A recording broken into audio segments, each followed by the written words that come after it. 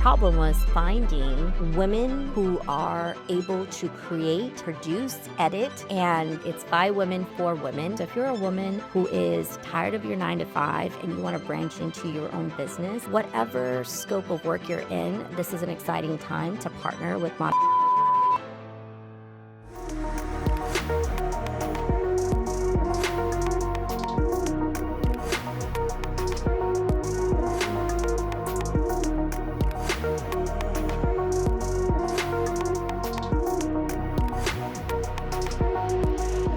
Today, I want to talk to Nazia because both of you and I have ventured off into our own businesses. And today I want to understand because you have taken a step away from the corporate world officially. Like we were talking about earlier, you are leaving your risk in Allah's hands and you are journeying into new entrepreneur opportunities, which I am so excited for you about. Inshallah, everything goes well and successful for you. I want to know, or I want to understand, I think there's a couple that you are working with now.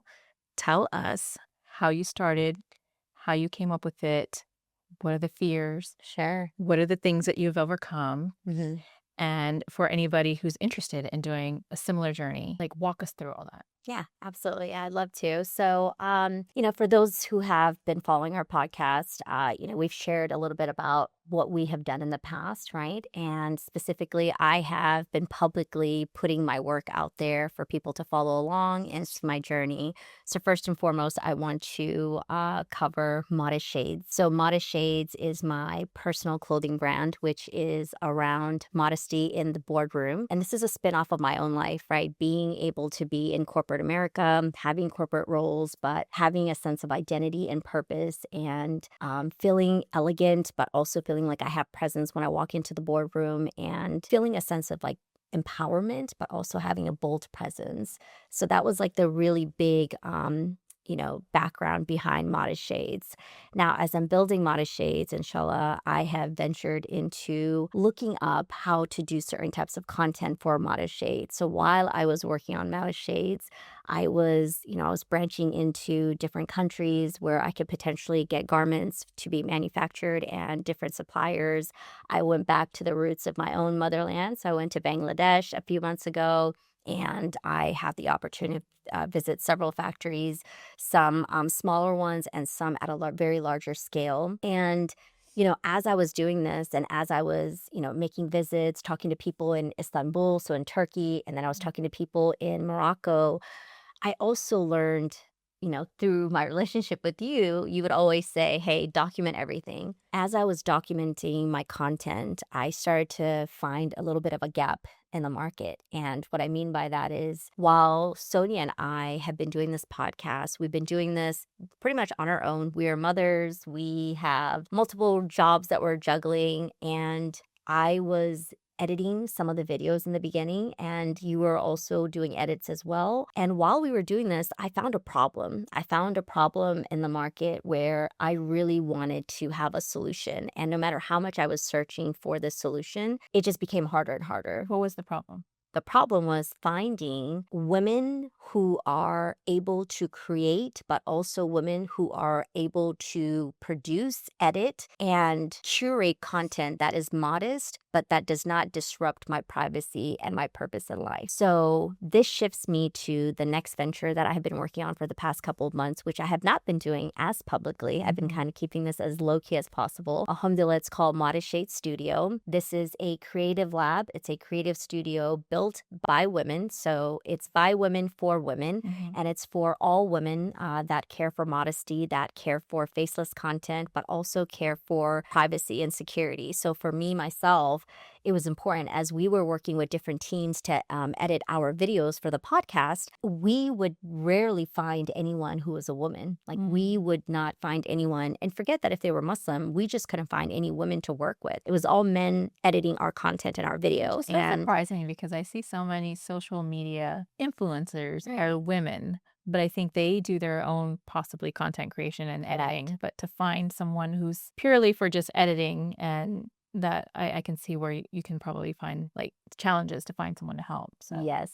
So that was the first part. And then as I was working through this platform of creating Modest Shade Studio, I started to find even more problems in the marketplace. And specifically, without giving it all away, because I'd love for you all to check out Modest Shade Studio. We have a business, we can cover any industry, it doesn't matter what it is, but we do things from content creation, we do prompt engineering. So we provide you a full service in our creative studio that allows you to brand your brand, teaches you around leadership strategies. We actually help architect your whole entire ecosystem on how to become an entrepreneur for the startups. And if you're a small, medium business, we also help to accelerate your growth through different revenue models. And we also have a part of our process where we do digital products that we're selling. So it's through affiliate marketing. I have another young lady that I'm working with who also helps to gather those resources. And she is also a freelancer on my team, as she helps to not just create the content, but she also offers courses. So, like tutorials too, which is really nice. So, if you're a woman who is tired of your 9 to 5 and you want to branch into your own business, whether you own a coffee cart, whether you have your own perfume business or Mhm. your new clothing brand, whatever scope of work you're in, this is an exciting time to partner with Modest Shade Studio because we help elevate your work and we do the work for you so you don't have to. And we're not just here for marketing purposes, we're here for a full ecosystem. And then the last part, we do everything through AI. So you have the human centric conversations with us in our one on one consultations, Mhm. but you also have AI to help power and generate exclusive offers, exclusive options for content, not just for faceless content, but for anything. And it's high graphics that we use. And if you think about, hey, what's the difference between using Modest Shade Studio versus another AI platform? You have it more secured with us. It is built by women and it is for women, and we have it all stored into one secured place where it is only accessible per your persona that you create and the profile that you create. So we make it easy for you and it's a lot more secured. And truly, I was trying to figure out a way to find an option for us, Yeah. for me. And alhamdulillah, like I'm proud and very happy that we're launched and we're discussing on how to help collaborate with other women entrepreneurs. I love this because I know one thing I know about you, privacy and security is so important for you. So I see you all over this, and the root for that. And I think as other Muslim content creators, I think we've had discussions with some other people and, that privacy is also very important for them. Faceless content is very important. Hmm. I think a lot of people who are looking to start, they don't know where to start, how to start. This is where Modest Shade Studio comes in to help guide you. It's kind of like your partner in that sense. Yeah. You're investing into someone to hold your hand through everything and help build with you. So it's not just, even for me, whenever I'm working on my businesses, like I have always had a challenge because you're trying to find specific people in specific areas, whether it's social media marketing, website building. Like a one stop shop, Yeah. right? Right. And it's so hard to find reliable people that, care enough. Like I've Mhm. gone through my share of people on my team.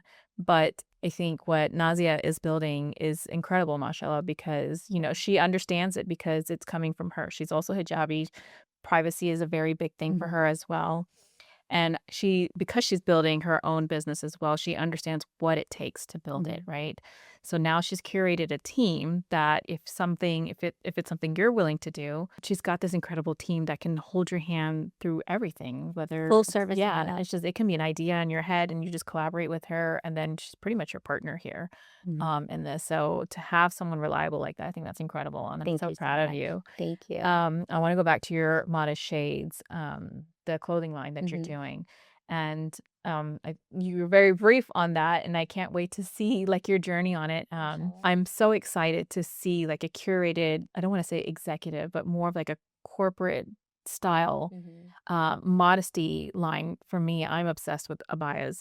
So, to see that you're bringing, like, that element for the hijabis that are in the workforce to have more modest clothing, but still come in as a boss babe, I wanna Yes. say, with that elegance and grace, and I'm still, like, excited to see all your designs, but something you didn't share was where the name came from because I Mhm. think it's so meaningful, and I love it, and I want you to share the whole depth behind Modest Shades Mhm. and how that how that originated. Yes, thank you. All right, I completely forgot that. So, yeah, so Modest Shades actually came from my daughters and I. So my daughters are, they're biracial children, alhamdulillah. So they are Bengali and they're African American. So they have beautiful skin colors and beautiful tones. And the three of us, while I was giving them a bath, the girls were together. And as I was washing them, I was talking to them about, mommy wants to create like modest clothing. And as I was saying this, the girls on their own, my little one actually, she said,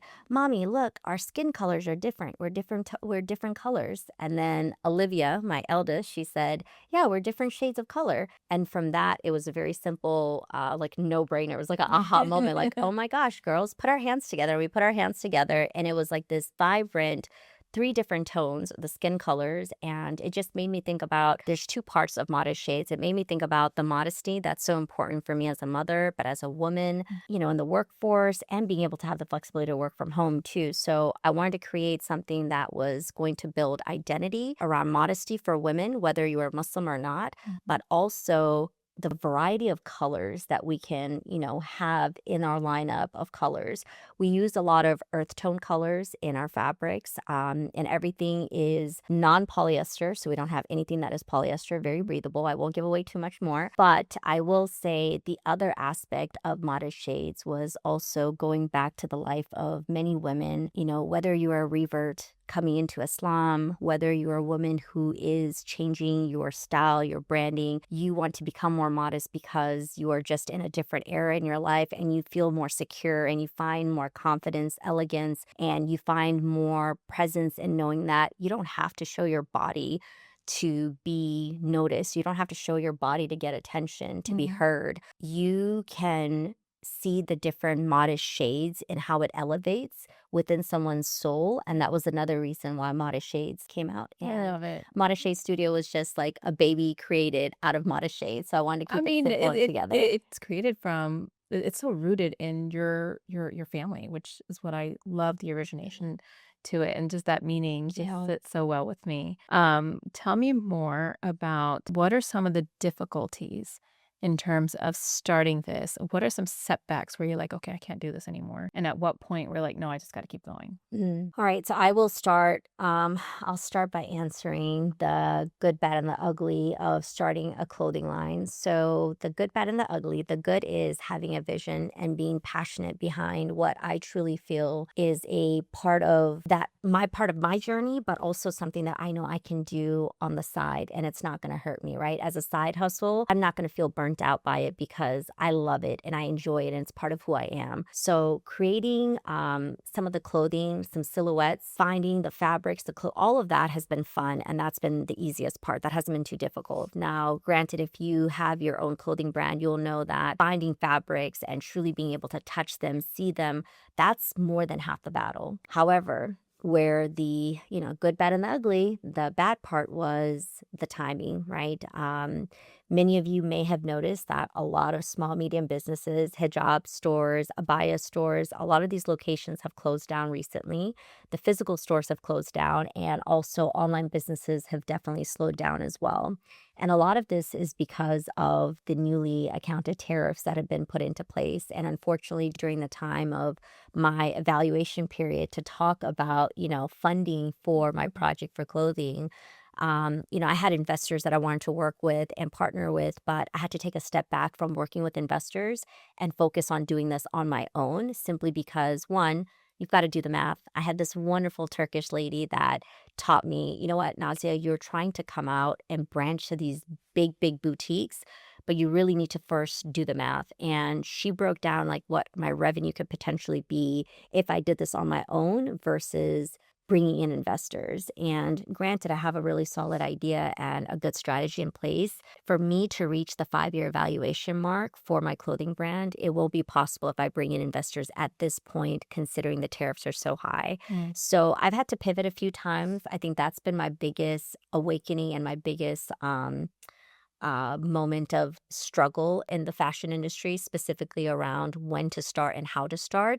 I've started, alhamdulillah. It is more of who to partner with too. So I'll also mention this aspect. The reason why I went to Bangladesh this past few months is because not only did I want to go back to my country, and my country is richly rooted and cultured around the fabric industry, right? So like the garment industry is very big and very well known in Bangladesh, and I wanted to bring it back there. Like I wanted to serve my people. I wanted to take care of the people who have helped me to be where I am. And while I was doing that, when this Turkish lady was mentioning the company that I went to, very well known manufacturer there, and she was actually at the boardroom with the CEO of the manufacturer. And she just looked at me and she said, if you want to branch out to us, and they do large scale orders, so they do like 1,000 plus MOQs. I was looking at more so like 200 to 300 MOQs per SKU. So for me, it just did not make any sense, right? The math wasn't adding up to her point. So as I made the changes, I have slowed down. So I haven't stopped. So that's the best part, is like I didn't stop. I'm still working through it. Is it my number one? Is that where most of my time is going? I'm probably putting about, if I had to put percentage, I'm probably doing about 30% towards my clothing brand. And the rest I'm putting towards my Modest Shade studio as a full-time entrepreneur now, alhamdulillah. And I am, I would say you've got to just start. Don't wait for perfection. Don't wait. Just like when we were starting Spill the Chai podcast, have we had a couple of hiccups with different editing teams, and have we had to pivot and change? Have we had to pause? Absolutely. And we're doing this all publicly. And it's not that we don't have our life together, we don't have enough content. We have enough content, alhamdulillah. However, there are things that happen, and you have to be able to do it with grace, and you have to be able to know that when there needs to be a shift or a change in the business, you have to be able to, navigate that and do it in a fluid manner. So that's what we've done with Spill the Chai. That's currently what I'm doing with Modest Shades. And, I hope that answers your question. And then as far as like Modest Shades Studio, we are in full force, good to go. So alhamdulillah, I'm happy that that aspect is going well for now. I'm so excited to Thanks. see everything that comes out of it. When you started Modest Shades Studio, it all starts with a vision. And then, and I'm speaking to anybody who's watching, who's wanting to take these steps, but doesn't know how. Mhm.